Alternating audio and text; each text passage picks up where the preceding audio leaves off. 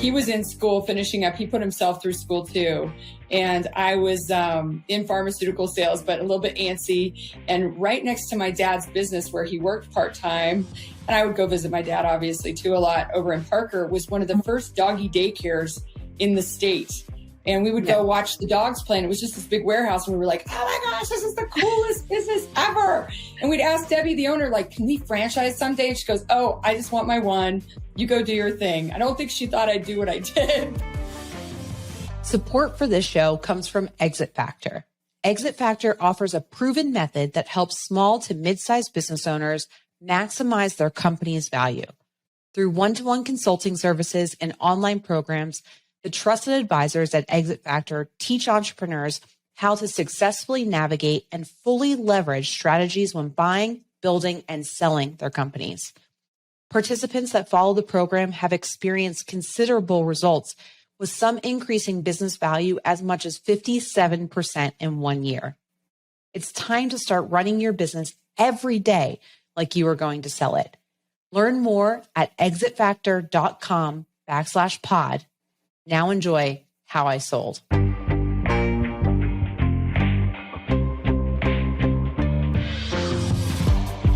Welcome to How I Sold, presented by Exit Factor.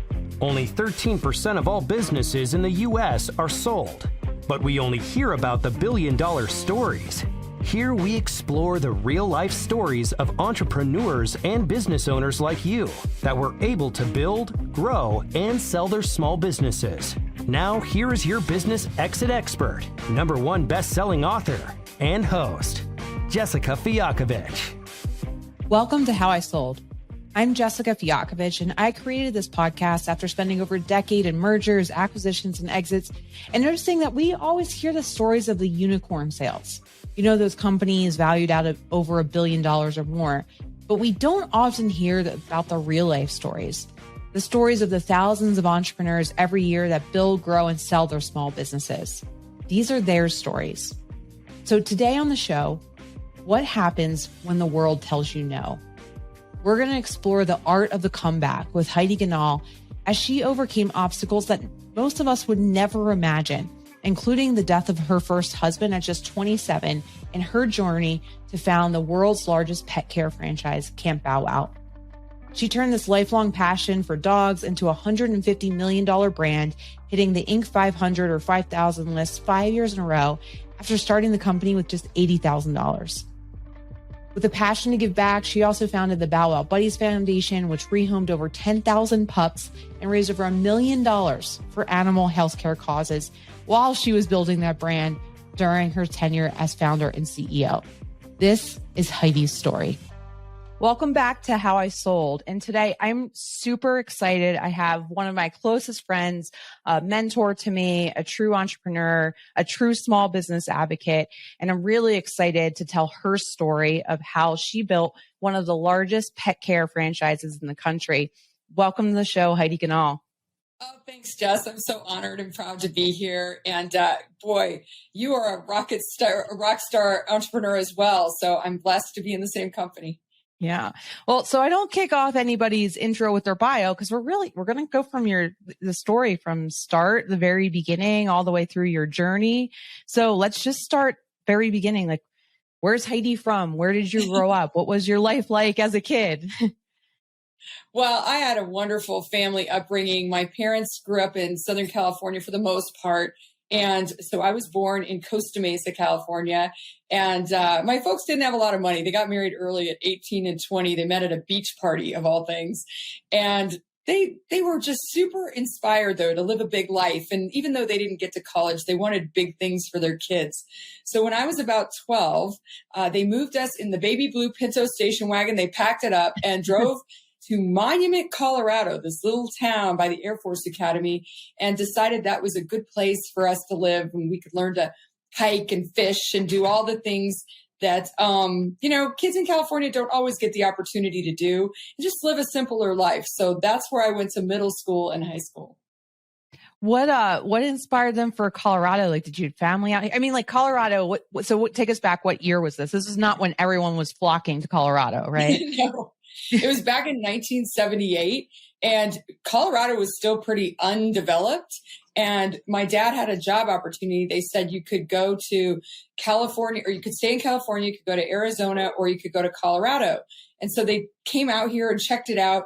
And funny enough, I think 4 other families that we knew in Southern California moved out here with us. Like we all like came out together, and they're like cousins to me now. And we discovered it together, grew up together, and they're still some of my closest friends. But it was just an incredible journey. Yeah. Yeah, I'm sure. And Monument back in those days, really small town, and Costa Mesa probably not as small. So was that a big adjustment for you moving to a smaller town life? Yes, I remember looking up in the back seat of the Pinto wagon up at the Glenwood Canyon thinking, what are we doing? Where are we? I miss my grandparents already and my cousins. And I didn't know what to expect. And my first day of school, I show up wearing my pink checkerboard Vans, and our class was very small. And the kids are like, who are you? Oh my gosh. I still remember that. And I ended up, those people ended up being some of my closest friends, and I give them a hard time for giving me a hard time. But yeah, the pink checkerboard Vans are still a thing. In fact, my parents, when I launched my campaign for governor, gave me brand new ones to wear out on the campaign trail. Oh, I love it. I love it. You know, what's I think is really interesting is you made that change, and we'll talk a little bit about school, but I know you're still close to some of the friends you grew up with in Monument. So obviously that transition hard, or tell us a little bit about school life, middle school through high school in Monument. What was that like for you? Yeah, middle school and high school was awesome. I had a really good experience. We had 90 kids in my graduating class, so it was small. Yeah. And we all, it was cliquey, but not like, there were the farmers and ranchers kids, and then there were kind of the athletes, et cetera. I kind of went back and forth between all the groups. I just really enjoyed getting super involved. I was in student council. I was a cheerleader. My parents helped bring soccer to Colorado because when we moved here, there was no youth soccer here. So they started the first AYSO team in Monument. And so I loved soccer, and we started it at the high school. My folks did. And so I played soccer. That was a big part of my life. And then I coached it for many years after. And now one of my 4 kids plays soccer. The other 3 are like, eh. So, but yeah, it was wonderful. I worked at Dairy Queen. That was my job. I saved up all my money to go to college because I wanted to go out and make it big. And I got a scholarship to go to SMU first. And so that's where I started my college career. Yeah. So when you're in high school and getting ready for college, like, did you think you were going to be an entrepreneur? Like, what did you want to be when you grew up? No, I was very passionate about being an advertising account executive. My aunt and uncle lived in Irvine, California, and I would go out there in the summers and intern for them. And it was awesome. I loved it because I'm super creative. Like our whole family's creative. My creativity came out in entrepreneurship, but my dad's a great artist. My uncle is a musician. Like everybody has kind of their thing, but it's all creative. And so, I really wanted to get into advertising, and I did end up getting into advertising after I graduated from college for a short time. But that's what I wanted to do when I grew up. Oh, interesting. Okay. So you get this scholarship, you go to SMU, which for listeners who don't know is down in Dallas, Texas, another big change. So what was it like transition? Well, first of all, how did you pick SMU? Was it just because of the scholarship, or was there other reasons for that? Well, my dad grew up in Texas for the most part, in Richardson and Corpus Christi. So when I wanted to go outside of Colorado and make it big in college, we started looking at schools where I could get a scholarship because my folks didn't have a lot of resources. And I'd saved up a little bit of money, not that much. And so I looked at Pepperdine, and I really wanted to go to Pepperdine, and SMU and a couple other schools. And SMU gave me a great scholarship, and I loved the campus. I loved Texas. So I go down there, I show up in my 66 Mustang and didn't know what a Louis Vuitton or a Rolex was, which at SMU is kind of a prerequisite. Yeah. Wearing my Levi 501s, and I was kind of a fish out of water. So I did fine, but I was super homesick, and I just didn't really understand the big oil money kind of world. And so by Christmas time, I was like, oh, I don't know if this is a good fit for me. So I wanted to transfer to a different school. And my folks were like, just stick it out to the end of the year. Well, by the end of the school year, I really loved it and I didn't want to leave. But by then it was kind of, I hadn't reapplied to go there for my scholarship. So it was time to move on. And over that next summer, my dad lost his job and my folks were like, oh, this is going to be really tough. So I went to live with my grandparents for a bit that next year and worked 2 different jobs and went to Cal State Fullerton for a while to kind of get my feet back on the ground until I ended up back in Boulder. Okay. Wow. So really, you leave the scholarship behind at SMU and then you take on funding your own college experience from there, working to save up money to make sure you get the right education for your future career in advertising. Yes. And I mean, I was very, very close to my grandparents, my dad's parents. I was close to all my grandparents, but we were just great friends. And so it was really a good experience. And I worked my tail off. Like I was up at 6 a.m. and gone till 10 at night, working the 2 jobs and going to school. And it really just brought things together for me about what I wanted to do kind of with my life and where I wanted to go and how assertive I wanted to be on building a career. And that's kind of when I think I got a taste of, I want to go out and kind of do something fun and big. And, I don't want to play small. Yeah. What do you think that was? Why was that transition there for you? Was it where you were working at the time or just, a mindset transition you were having at that age? I think it was more realizing that this was up to me. Like I didn't have a safe landing necessarily. I mean, my folks loved me and gave me as much support as they could, but I realized that I needed to go out and make it on my own and figure this out. And so it was kind of like being shoved off a cliff, you're like, okay, I got to do this. And that's kind of why I went into, oh gosh, I'm going to work 2 jobs and, go really hard at college, try and get this done and go out and start my career out in the world. Yeah. So you've got 2 years under your belt, one at SMU, one at Cal State Fullerton. Now you're back in Boulder at the University of Colorado, I assume, right? Yes. And I love to tell this story. My first football game at CU when I got there was the Nebraska CU game where we beat Nebraska. It was under McCartney. And that never happened back then.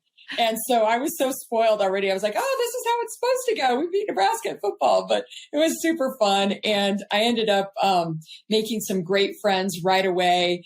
And it just felt so perfect. Like it was where I was supposed to be, where I belonged. And so for the next couple of years, just had a really good time, went into the business school, got a marketing degree, and loved my time at CU.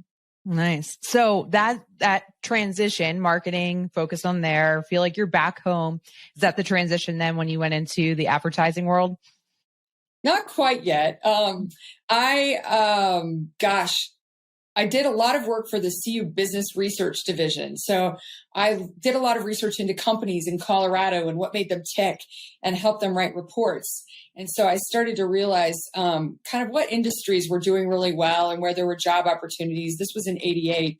But I still had a heart for advertising. So I did move to California, back to California to San Diego and worked for an ad agency there and then one in Newport Beach. Loved every minute of it. But got homesick again and decided to come back. But funny story, my favorite advertising story is when I was working for Chapman Warwick in San Diego, one of my managers said to me, hey, and I was like a junior account manager, like / receptionist / administrative assistant. Yeah. She's like, I've got this, one of our clients was Samuel Goldwyn. She said, I've got this client up in LA that we need to get to a movie premiere. Do you want to go and in the ride with the movie star? And she's just an up and comer. I'm like, no, I've got plans tonight. I'm okay. It turned out to be Julia Roberts. Oh my God. Up and comer. I was like, what on earth? But anyway, lots of fun stories like that. But I was homesick. So I came back after 2 great years in San Diego and got a job in pharmaceutical sales.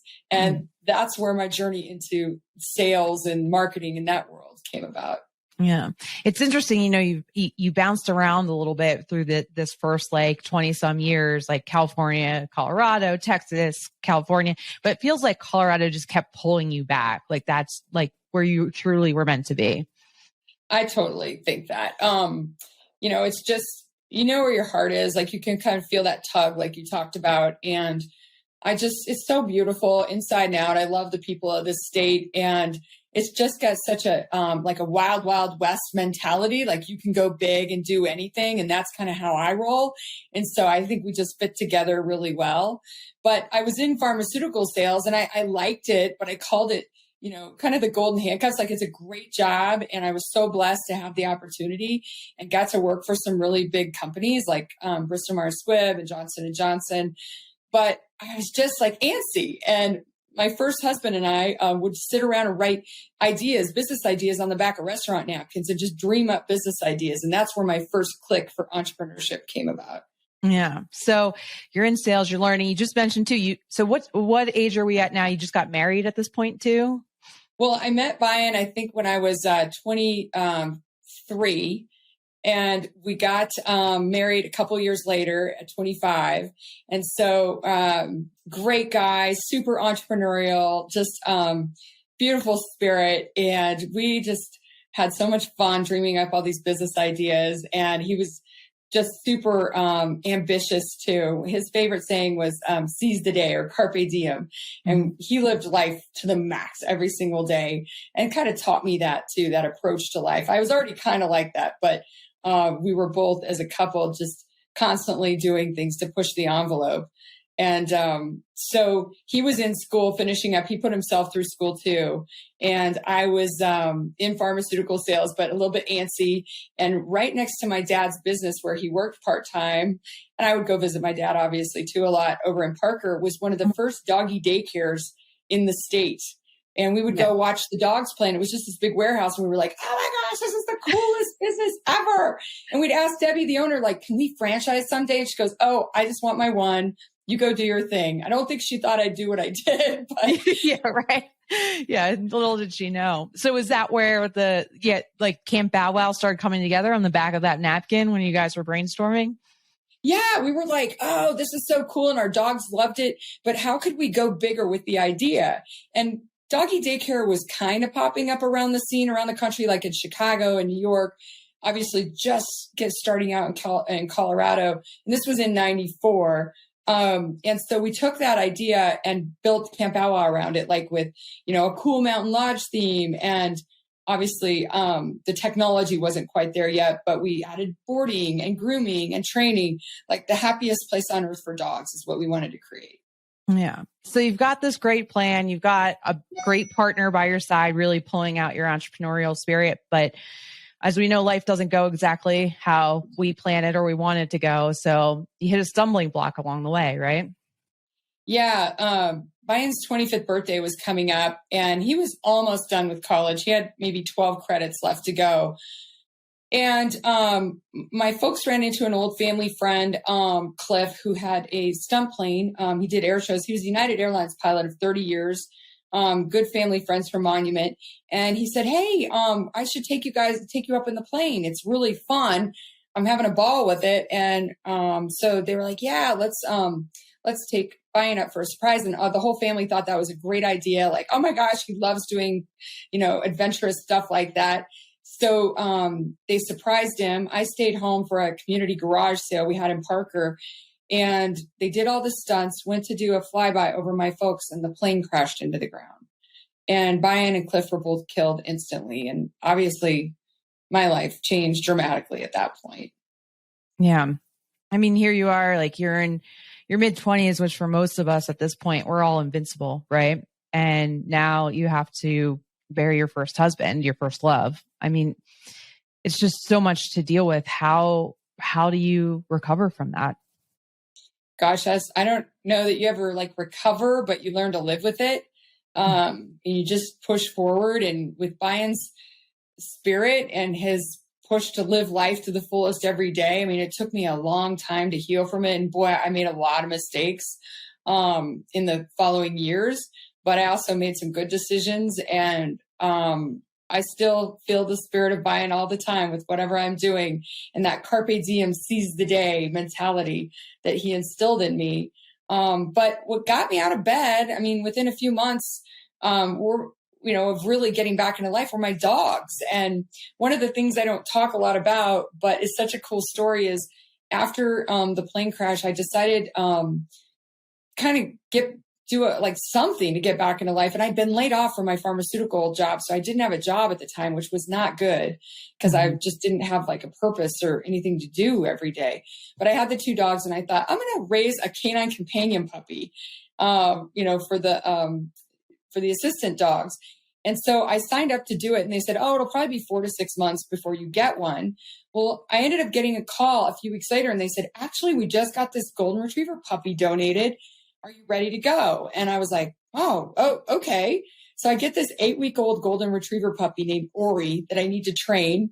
And in order to train them, you have to take them everywhere with you, to the grocery store, on the airplane. And I have this 8-week-old little fluff, Oh. And what happens when you carry around an 8-week-old golden retriever? Everybody wants to talk to you and come up and, hear the story. And so it really pushed me back into life. And I worked really hard to train her, but Ori ended up flunking out of the program and because she got a little too possessive with other dogs and stuff. And so I like to say she was my guardian angel and my service dog. And it turns out she was born like the day after the plane crash. So I just think that was an omen, that she was supposed to help me get back out into life. And she did. She was an amazing dog. Yeah. It's one of those things is like you wonder about spirits and souls, and if she was brought into this world to save you rather than the other way around, right? Yeah, for whatever reason, she sure did help me get back into life and really kind of cemented my belief that dogs, they're just little angels on earth. They're just filled with unconditional love, as you know. We both are super passionate about our pups, and it just, it really brought me back to life. Mm. So here you are, you've got these 2 dogs that you're taking care of. You're laid off from your pharmaceutical job. So is this the point? Is this the point where you're going to launch you and Byron's dream of the happiest place on earth for dogs? No, actually not. It was always in the back of my mind. But in the meantime, I got a settlement from the plane crash, pretty big settlement. And I managed to just mess it up. I was just not in a good state of mind. I ended up giving lots of loans to family and friends to start businesses or do whatever. And I spent a lot on just trying to fill my empty tank, trying to figure out what to do with my life. And I'd never had any money, so I didn't really understand how to manage it. And emotionally, I wasn't, in a good place to manage it. So fast forward 5 years. In the meantime, I'd gotten remarried and to a guy I'd known since I was 12, Kirk, who I'm very dear friends with now. But, I was nowhere near ready to get remarried. But we had Tori out of the deal, my daughter, who's 27 now. And it was such a gift. Tori was an amazing gift to me and got me back on track. So kind of go through that. I end up not staying married very long on that second marriage because I was not in a good state and Kirk wasn't either. And so we split ways, and fast forward a couple more years, my brother comes to me, who's 7 years younger, and he's like, Heidi, you've lost your mojo. Let's get it back. And I'm like, I'm a single mom now. I've lost most of the settlement. I have like 80 grand left in a retirement account. And he's like, let's just roll the dice and start one of those businesses you wrote up on the back of the restaurant napkins. And I was like, well, okay, if we find the right site, then I'll do it. And so we found an old Veterans of Foreign War hall, and that's where we started the first Camp Bow Wow in the year 2000. And I took that 80 grand and put it into the business, and off we went. Roll the dice, carpe diem, right? Yeah. So tell us about those beginning days, like that first location with Camp Bow Wow. What was it like? What was it like building a business with your brother and just learning as you go? Well, I like to kid with him and other people that we fired each other like 3 times, but yeah. We're very different. So he was really good at the day-to-day operations and handling the dogs and the customers. And I was really good at going out and building new business. And so I'd take Tori, who was a little one at that point, 4 years old, and we'd go to Wash Park and Platt Park because the Camp Bow Wow was right off Santa Fe in Mississippi. And hand out milk bones. We'd have a bucket of milk bones and a certificate for a free day at camp. And that's how we marketed Camp Bow Wow back then. This was in 2000. So, there wasn't any fancy digital marketing.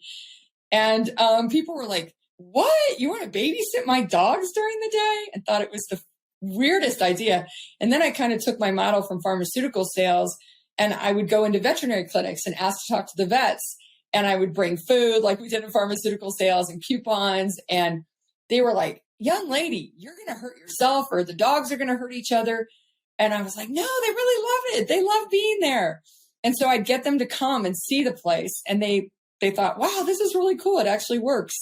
So that was the first marketing plan for Camp Bow Wow until my brother thought of this brilliant idea to put a webcam on a stick. Yeah. And we'll get to that in a second because that's one of my favorite things that you guys did. But I want to back up a little bit because this is like, we think now we're sitting here in 2022 and you could do anything you want with your dogs, right? There's daycares, there's doggy hike groups, there's all kinds of stuff like dogs swim together. But like, what was the reception both from like a government regulation perspective and like, what did you have to overcome in that mindset of people of like, are the dogs going to hurt each other? Are they going to fight? Like how did that play out for you all? Well, a couple things. One was I needed to figure out how to train my employees on how to deal with the dogs, right? Because there wasn't like a manual back then. And so I went up to CSU and I met with a behavioralist up there and they were super helpful. And what we did is we took the wolf pack mentality and the signs that wolves show when they're like getting upset or agitated or when they're happy. And I remember the first training sheet for the employees was a picture of wolves and how they like show symbols of when they're stressed or excited or happy. And we kind of took that and applied it to dogs, believe it or not, yeah. And built a whole training manual with CSU's help and the behaviorists up there on how to manage a yard, like a play yard full of dogs. And so that was super helpful. And that's kind of how we built the operations manual on how to do your job at Camp Bow Wow, and then for how the franchisees, how to build their business. But one of the things that I call this the moment I got into politics was when I was standing in the play yards and this guy walks in from the city of Denver and he says, what are you doing here? And I'm like, doggy daycare? And he's like, you don't have a conditional use permit, do you? And I'm like, I don't even know what that is. He said, your broker didn't make you get that? I'm like, no. So the real estate broker, I guess, was supposed to know, I don't know how they would know this, that we needed a conditional use permit to do a service like this. So he drags me down to the city of Denver and has this big book because you don't have the internet back then. He's flipping through and he's like, I don't even know how to classify this business. And he goes, are you a kennel? I'm like, well, no, we don't do overnight boarding at that point. Mm-hmm. He goes, all right, I'm going to call you warehousing of commodities. And the commodities are pets. I was like, what? Okay. What does that mean? He goes, well, I'm also going to protect you from yourself. And I'm going to limit you to 15 dogs a day in your place. And I'm like, what? We can't make any money then. Yeah. And so it was my first experience with government coming in and knowing better than us how to run our business.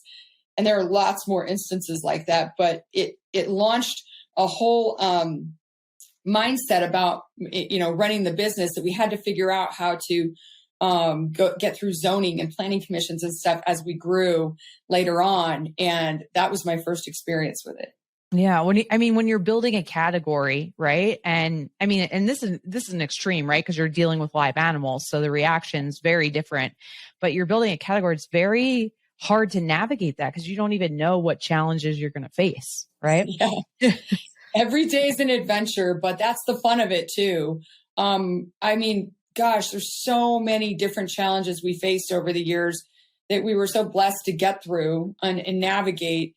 The government just got in the way every which way but loose. It was shocking to me how one of the hardest parts of building a business and growing a brand was not knowing how the government was going to make it harder, whether it was new regulations, taxes, fees, zoning, permits, different ways we had to clean the kennels. Like here, eventually we had all these Camp Bow Wows across the country and the government would be saying, you have to switch to using XYZ to clean your places. And we're like, what do you mean? We have a great track record. It was just mind boggling.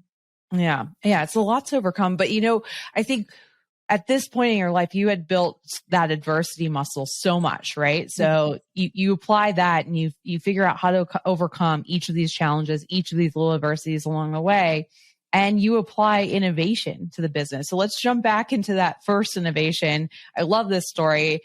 Tell everybody how, because nowadays too, everybody, we drop our dogs off at daycare. We watch them on the webcams, on our phones, on our PCs, things like that. I think, this is my favorite part because you guys came up with that. So tell us how did that come to fruition? Well, it was Probably, let's see, we opened in late 2000. So this was probably mid 2001. And because of that zoning inspector, we ended up moving a couple blocks away where we could have a bigger number of dogs and do boarding. So we ended up right behind the old Breakfast King in Santa Fe in Mississippi, and we were originally on South Broadway. And that was the first place we did the lodgepole fencing and kind of the camp look. And my brother's very techie, and he's now a sound engineer. And he's like, hey, there's this new thing called webcams, and it hooks to the internet. It like takes a picture and posts to the internet. And I was like, oh my gosh, that's the coolest idea. Let's put one up on one of the posts and see if it can take a picture of the dogs and post to the internet. And so we tried it out. And it worked beautifully. But back then, high definition video streaming was a picture every 60 seconds that you could barely make out, what was in the picture. Yeah. And so we did that. The customers loved it. But every 60 seconds, you'd have to, like, if somebody wanted to see their dog, like hold the dog up to the camera and wait for it to take the picture. Yeah. So half of our time was spent holding wiggly labs in the play yards, to get a picture and to post to the internet. So, but it was beautiful and it took off from there. We ended up having a rover cam that we put on one of the dogs that you could follow the dog around. And now it's like 16 high definition cameras in the camps. And you can see everything, the fur on the dogs. Yeah. So obviously the customer reaction was over the top, right? They love seeing their dogs on camera. Yes, very much so.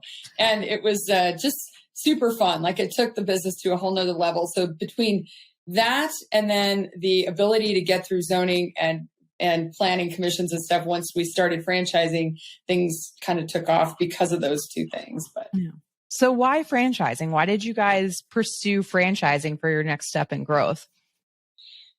Well, Jess, I invested every penny I had into growing the first location. And then we opened a second one up in Broomfield because a client of ours had a dad who was a vet who wanted to open one next door to his. And I was maxed out on every credit card and taken out a home equity loan, like everything you're not supposed to do, loans from family and friends. And so I didn't have a lot of capital. And one of our clients at the second camp said, have you ever thought about franchising? And I was like, not really. And he said, why don't you come with me to the International Franchise Association conference and just check it out? Because no one was franchising doggy daycare or boarding in that pet space at all back then. And this was 2003. And so I went with him. I met some amazing people who'd been in franchising a long time who agreed to mentor me. And one of which was Kevin Hine, who's a big franchise attorney in Denver, who still is a friend of mine. And they were like, yeah, I think this might work. So we put together the UFOC back then. It was called before it was an FDD, and put some signs up on both camps and said, anybody interested in opening a franchise of Camp Bow Wow? And Nancy Roddy came in and said, yeah, I'm actually interested. And she had 2 beagles and she lived in Castle Rock. So our very first franchise was in Castle Rock, Colorado. When we come back in just a moment, how an unlikely event took the Camp Bow Wow franchise model to new heights, and how they struggled through the next phase of their growth, which coincided with the recession, supporting their new franchisees. Stay with us. I'm Jessica Fialkovich, and you are listening to How I Sold. Support for this show comes from Exit Factor. Have you ever wondered if your business is sellable?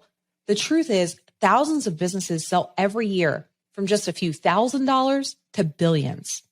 Now, there are a ton of experts that will teach you how to start a business, more on how to grow one, but only Exit Factor will teach you how to build a valuable and efficient business that is sellable at any time, no matter what happens.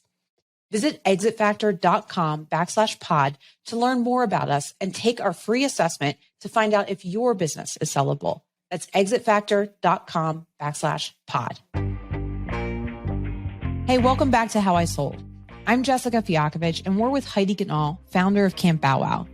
Now, so far through our story, she's been through some ups and downs already, losing her first husband, Brian, in a plane accident, and almost losing all that settlement money, but taking that last $80,000 and investing it into the first doggy daycare location.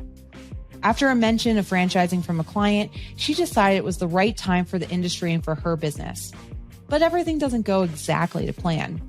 Sometimes when you're the leader in a field, you face the headwinds and break down walls for those that follow. And it was no different for Heidi. So now you're franchising, growing through franchising, which is a great way to franchise. Like you mentioned, like you don't need to do the capital to expand the brand across the US. You also put a lot of other people into business, right? Create entrepreneurs. So was the goal when you did this to become the number one doggy daycare franchise in the country, or to get as big as eventually Camp Bow Wow was? Or what did you think it would become at that point? Well, the funny thing is, before I started franchising, I thought Camp Bow Wow would become a retail, clothing brand. Because you remember Big Dog with the St. Bernard? Yeah, I was like, where are you going with this? Okay, but now, yeah. I know. I think back and I'm like, what? But my uncle, who I worked for in the ad agency, and I came up with this really cute series of shirts and ideas for all the kind of mugs and paraphernalia with Scout, our little logo dog. That would be a brand. And so we were kind of going down that direction. We're like, well, doggy daycare is never going to go big. And as we started opening like the second one, we're like, well, I don't know. So we sold the t-shirts and stuff at the camp, and they were popular, but it didn't take off. And then when we started franchising, after Nancy came and opened the Castle Rock one, then we started getting more interest. The internet started taking off a little bit. So fast forward about a year and a half, we'd been franchising for a while, and I didn't have a lot of resources to put into marketing. So we were kind of eking out one franchise here and there. We had probably 8 to 10. And one day the phone starts ringing off the hook. It was middle of the summer, 2005. And there was maybe 2 other people working with me on the franchise part of Camp Bow Wow. And we couldn't figure out why everybody was so interested that day in franchising with us. Well, come to find out, America Online featured us as the next great franchise. And AOL was the only internet during that time, or one of the only ones. And they had 3 rotating stories. And it was one of those 3 rotating stories. And we got over 3,000 franchise sales leads from that one hit on AOL. Wow. And so things just took off from there. And it took a while to figure out where that came from, like where AOL got it. But it was because I sat next to a gal from Business Week Online who wrote a small article about women in franchising. I sat next to her at a franchise conference. She put that article up and AOL picked it up, and that's how it got out there. I was going to ask, was that like a strategic marketing effort, or was that was a little bit of fate and luck at the same time? That was magic. The universe is magic. But it did teach me how amazing PR can be, and just, doing a good job and getting attention on your business for doing the right things and building a great brand. Yeah. So now you've got all these incoming franchise leads. Now, I mean, I'm assuming the business is transitioning. Now it's not just about doggy daycare, but now you're a franchisor, right? And taking and leading entrepreneurship for a whole host of other people across the country. What changes did you face as an entrepreneur, as a leader yourself, going through that? Well, for me, it was my sweet spot, because what I love to do is go big and build big brands and think very visionary and get people behind and focus on the big ideas, which I'll talk about now, how I think plays into my governor race. But, and so for me, it was wonderful. Like, I got to build the vision for Camp Bow Wow and the brand, and help other entrepreneurs get involved and build a business around something they loved. So it was kind of, it was just magical, and things took off. And we were opening franchises all over the country. I built a great team, and really zoning, that's where zoning and planning came into play. I think I traveled to 100 different zoning meetings around the country. And I would get up and talk about waste, drainage, and noise. Waste, drainage, and noise. That was the thing with doggy daycare and boarding, because we were doing something very new. We were putting these pet care facilities in urban areas, like in light industrial commercial parks. And usually the zoning folks would want to stick us out in the country, and that wasn't our model. And so a lot of it was paving the way for this idea that we could build these facilities in town. Yeah, I'm sure. I mean, because they hadn't thought about that. And then, the noise and the waste and all that. What did you learn through that process of dealing with so many different regulations, people? I mean, I talk about adversity. Probably every single zoning meeting was adversity to overcome in and of itself.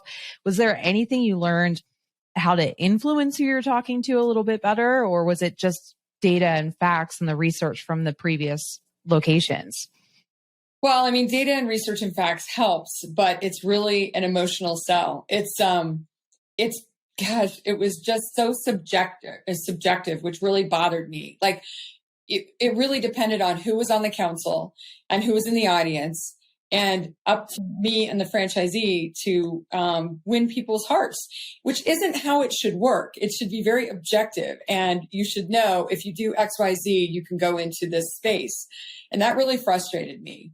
And it taught me that it wasn't fair. The government process wasn't fair. It was very subjective and kind of corrupt in some ways. A lot of times you had to play the game, and I thought, this isn't right. Like, a lot of great people were stopped from opening, franchise in certain locations because of the government, kind of red tape, regulations, attitudes, and just anti-business attitudes, which we brought amazing jobs to the communities, a great service. And, it was just really unfortunate when that happened.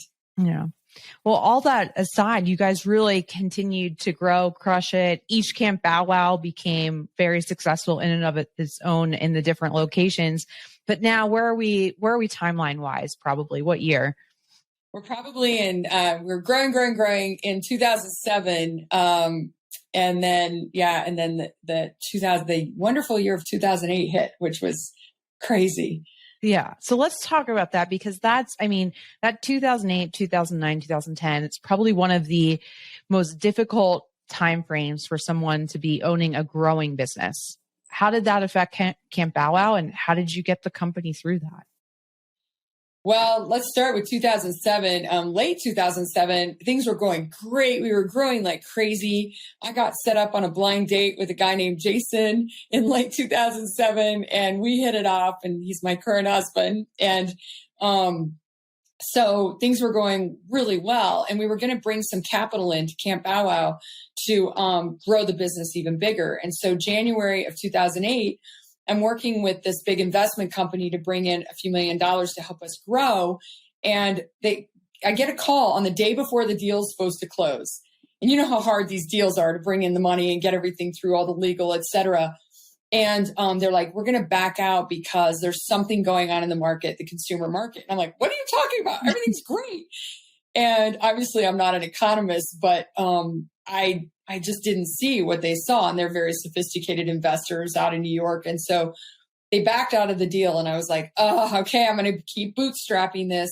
Well, a few months later, the market fell apart. Crash of 2008 happened, and it was terrifying. Like, we didn't know if people were going to keep spending money on their dogs and doggy daycare and boarding, and everything just came to a screeching halt.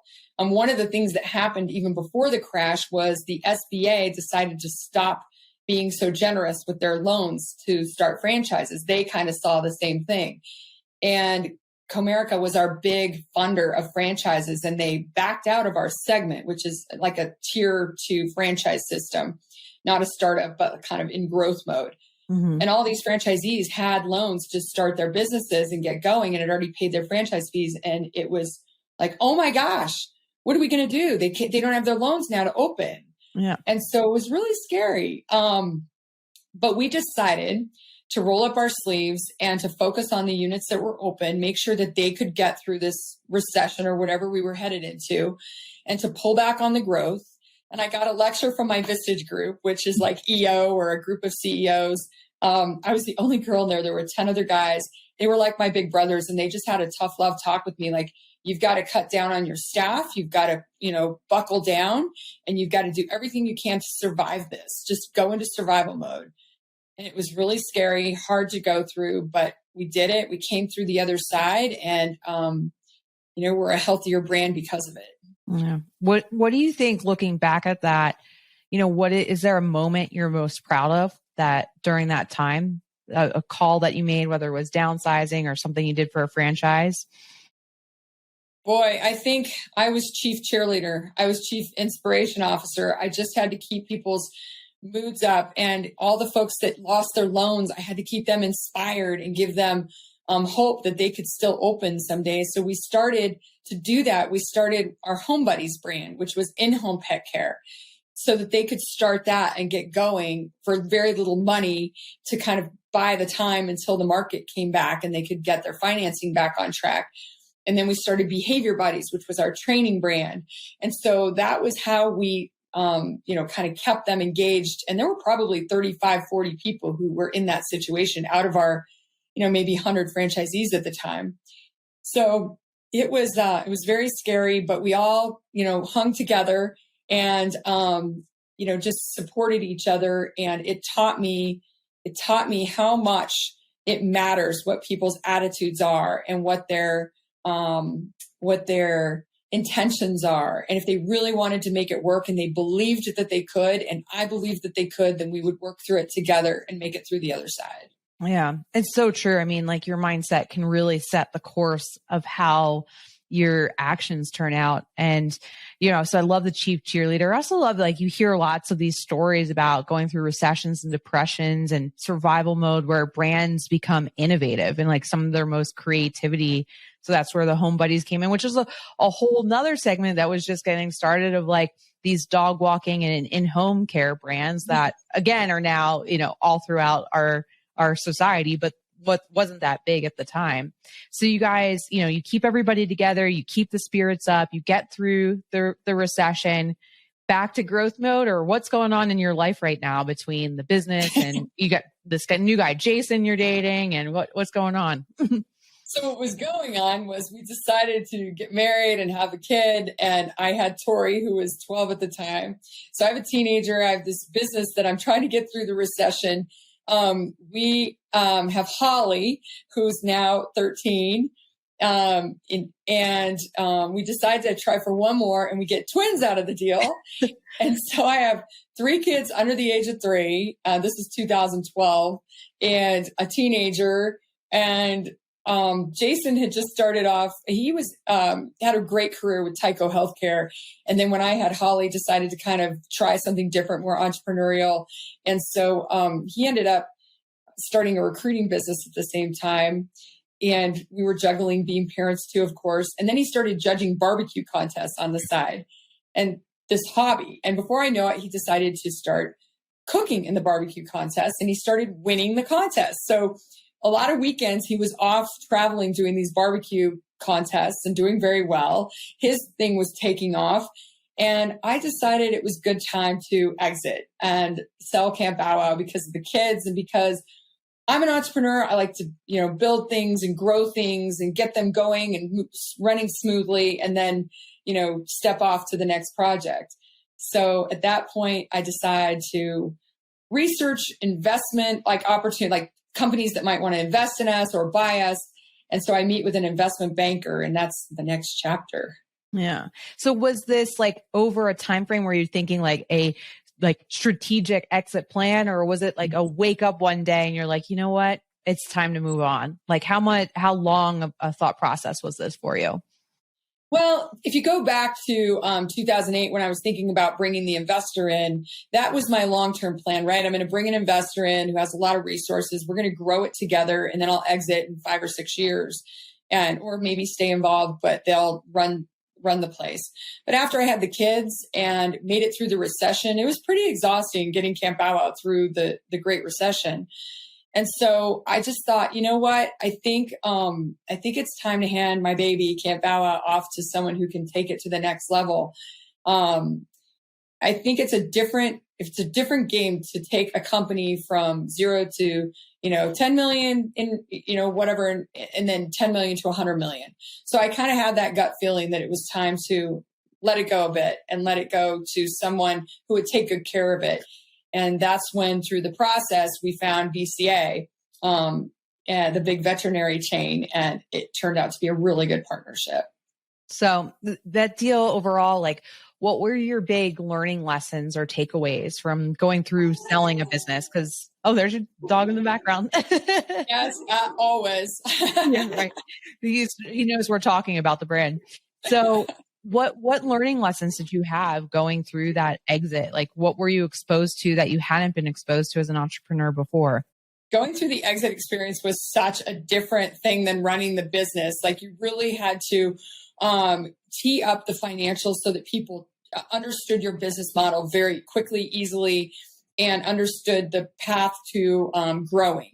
And so I had to get very clear about what the future looked like for Camp Bow Wow, what I thought the opportunities were, be able to articulate that very well, and to, just deal with the emotional side of handing off my business and what that was going to look like for me and for my family and for my employees who I adored and my franchisees. So there was all this emotional stuff that you have to deal with while you're dealing with the financial and the, the tactical side of selling your business. Yeah. There's a lot. And I say all the time, it's not a side of business we're exposed to much as entrepreneurs. Like, through Visage and YPO and EO, we get taught a lot about like how to start, how to grow, how to innovate, but there's not a lot of these exit conversations and preparation of how people are going to look at it from a financing perspective. Right. And then the second piece, like I want to talk about, is that transition, right? That emotional transition. So you're emotionally letting go through the sale of the business, but like, what did your transition look like as a leader the day after? Like, what did Heidi have? What were you responsible for once VCA was the new owners, right?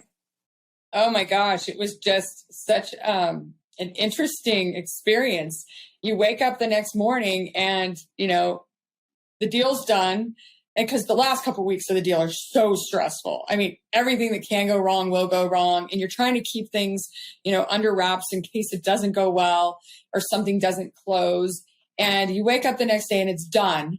And you're like, oh my gosh, this is like a whole new chapter for me. And all of a sudden you're an employee or, you're not the owner. You don't have control over the business anymore. And you have to talk to your employees and your franchisees about what's just occurred. So super emotional, super exciting, but also very sad and humbling. And it was, I had a great transition, and VCA was very wonderful to work with. And we hired someone to come in and help me run the business and transition out over a year and a half, 2 years. Remember, I still had the little kids, so it was pretty crazy. My twins were almost 2, or I guess they would be 1.5, I guess, when it happened, or maybe 2. And so it was more an emotional experience than anything. Yeah. So you've got the kids, obviously you've got a lot going on at home to distract you from the emotional experience, but like, were you running to anything else at that chapter in your life? Like, was there something else that you really wanted to do that was pulling at your heart outside of Camp Bow Wow or business or anything? Yeah, I wanted to give back. I'd felt so blessed to live the American dream and wanted to protect that for my kids and our kids. And I'd already been involved in that a bit with my role at Job Creators Network. I was part of a nonprofit that helps small business owners across the country. But I wanted to go all in on that. And so I ended up taking a good part of the money that I got from the sale and kind of earmarking it to start some nonprofits and do some things to help. So I started Moms Fight Back, a charity to help moms dealing with really tough stuff. And I also started the Fight Back Foundation, which you know well, which helps entrepreneurs build a business around something they're passionate about, mostly around kids. And then I started a couple other nonprofits. So that became kind of my passion, was starting, cool projects with cool people to make a difference in the world. And that's where I put my energy. Yeah, I remember. That's where our paths crossed. I remember one of the things I quote you most is the cool projects with cool people. That was really, at that point in your life, that's where we crossed paths. You were working on cool projects with cool people. Tell us some of the successes you had in the nonprofit world that you're very proud of and think maybe even propelled you to your next step. Yeah, I think Moms Fight Back, we were able to do some really intense but effective research projects around teen sexual assault, and then also family court reform with victims of domestic violence and child abuse. So we were able to really push prosecutors in Colorado to make better decisions on whether they prosecute cases of teenage sexual assault. So that was really impactful and important to me. We did the Colorado Moms Tour, where we traveled the state and listened to moms and tried to understand what issues were important to them, and not like the fluffy issues, but things like suicide and drug addiction and all the terrible things that we face with our children as moms and worry about. And so getting to listen to moms across Colorado was really really a great experience for me, and being able to help them articulate and advocate for things that they care about. And then we passed a law called Julie's Law with my dear friend Marilee McLean, who now runs Moms Fight Back. And it was to train special advocates in courts and eventually judges on how to do better in cases of domestic violence and child abuse and incest in the family court system. And then on Fight Back Foundation, we were able to help a lot of entrepreneurs launch their businesses around products or services that help kids in Colorado. And Jess, you've been such a big part of that. And I'm so excited to have you take that and run with it. But those two things were really fun and important. And of course, the Bow Wow Buddies Foundation, how could I forget that? Yeah, you can't forget that. Yeah. As we built Camp Bow Wow, we built a big charity alongside it called the Bow Wow Buddies Foundation. And we rehomed or found homes for over 10,000 rescue dogs. Over the years, we built Camp Bow Wow and raised, almost $1 million for canine cancer research and all kinds of other projects. Yeah. It's such amazing work that you've done. And you've been exposed to a lot of different things. So we talked about, you're in the professional world, and you're in the entrepreneurship world. Now you're in the nonprofit world, and you're helping giving back. Was this the time when you think like those notions of politics as a next venture were kind of setting in while you're playing in this nonprofit world? Kind of. I was on the business school board at CU at University of Colorado, and then I transitioned to the foundation board, which oversees the endowment for the university. And President Bruce Benson at the time and one of the regents said to me, you should think about running for regent at University of Colorado. You love CU, you love education reform. I'd helped open some charter schools and was really passionate about education, and you love politics. I was like, oh, that's weird. I don't really understand what a regent does. But in Colorado, we elect our regents. And we're one of only 4 states that does that. And so I thought, this is kind of a cool mix of all the things I love. So I ended up putting my hat in the ring in late 2015 to run for regent statewide at the University of Colorado. And a couple weeks after I jumped in the race, a very formidable opponent jumped in. And so I had to really up my game and get to know how to run a campaign. And my competitive juices were there and my feistiness. And so in 2016, I ran statewide and won the race when I shouldn't have. All the odds were against me. But this little doggy daycare entrepreneur who cared about kids in college got across the finish line. And I've been a regent for almost 6 years now. That's amazing. Tell us a little bit more about what a regent does. Because I think a lot of people not even in Colorado understands, what that entails as a job and as a political office, right? Yeah, that's for sure. I spend a lot of time describing what a regent does. So it's like the board of directors for the university system. And in Colorado, the CU system is a $5 billion budget and contributes over $12 billion to the economy every year. And it's the 3rd largest employer in the state. So there's 9 regents, 1 from each congressional district. And then now there's 1 at large, which are statewide. And so we make decisions like hiring and firing the president of the CU system. And so it's not just CU Boulder, it's UCCS, CU Denver, and CU Anschutz. And we also oversee the budget. I was the chair of the finance committee, the chair of the audit committee. So it's pretty intense and you don't get paid for the position. But it's a labor of love. And it's really, you're one of the leaders on education in Colorado when you do this.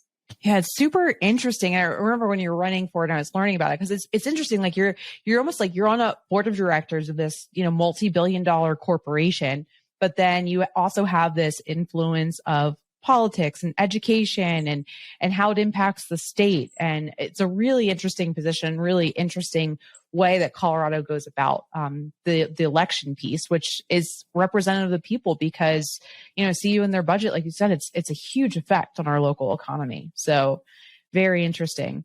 So now, you've been a regent for probably 4 or 5 years. I'm jumping ahead because I know the story. So where are you, you've been now 6 years, but 4 or 5 years ago, you start thinking about this. Tell our listeners where you're at today and what your next step in the journey is. Well, if you go back about a little over 2 years ago, at summer of 2020, I was thinking about what my next steps would be. And if I wanted to stay in politics, I'd been pretty involved in the party in Colorado and running some ballot initiatives. And I'm the only, after Senator Cory Gardner left his office, I was the only statewide elected Republican left.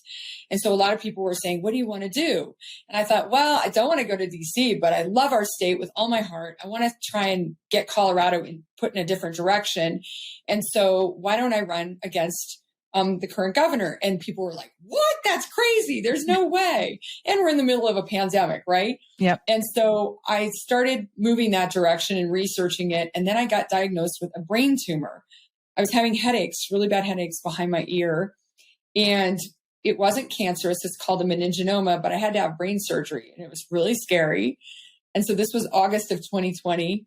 I come right out of the pandemic, right? right in the middle of the pandemic. Yeah. And things were just nuts. And so I came through brain surgery and I sat on the couch during the election of 2020 and watched what happened. And I was like, gosh, I still want to run, but I'm, going through this crazy health thing.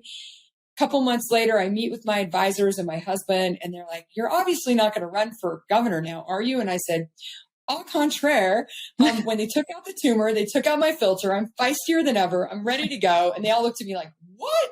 I said, why don't you just chill and, think about this for a few months? So instead, I launched a podcast called Heidi's Colorful Colorado to travel the state and meet people and see if I thought it was viable to do this. And if people were as upset as I was about what was happening in the state, I decided they were. So I waited for my 1-year MRI to make sure everything was good. That was August 26th of 21 and jumped in the race September 14th. Wow.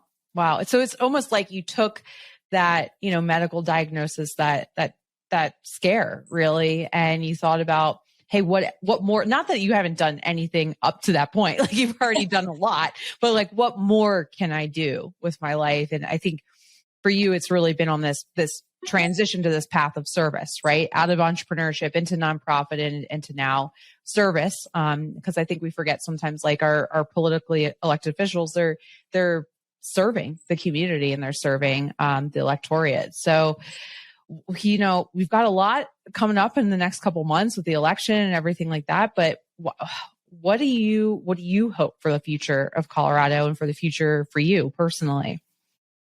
Oh, geez, Jess, I just want, I want Colorado to get back to that Wild West mentality to, no holds barred, just go do big things.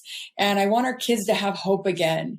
Colorado's become a really dangerous place for kids to live right now. We have one of the highest suicide rates in the country, one of the highest drug addiction rates for kids in the country, and suicide for kids is one of the worst.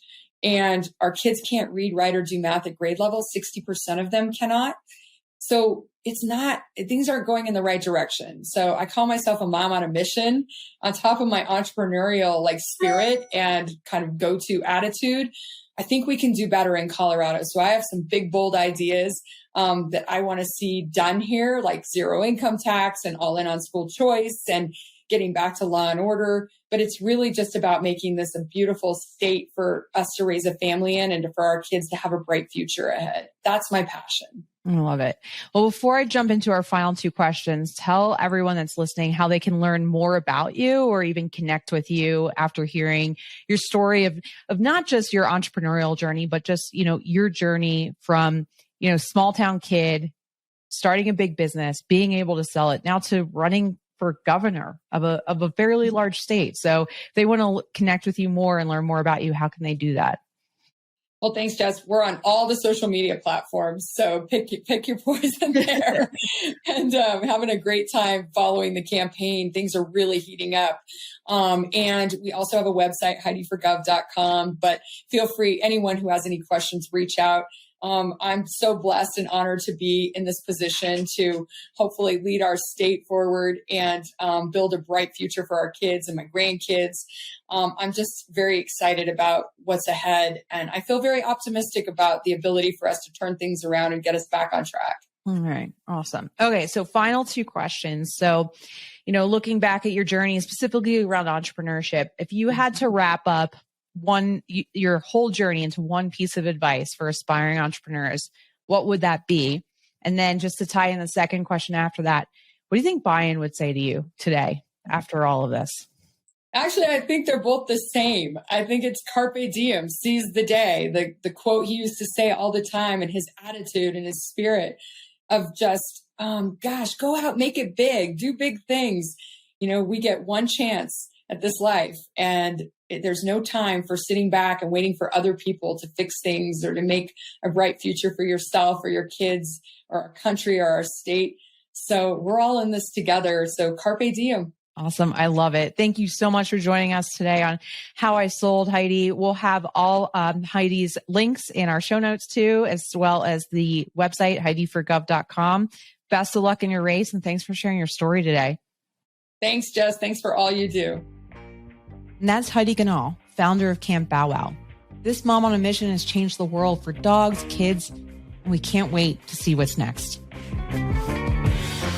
Thank you for listening to How I Sold, presented by Exit Factor. Please follow us on your favorite podcasting app so you don't miss an episode.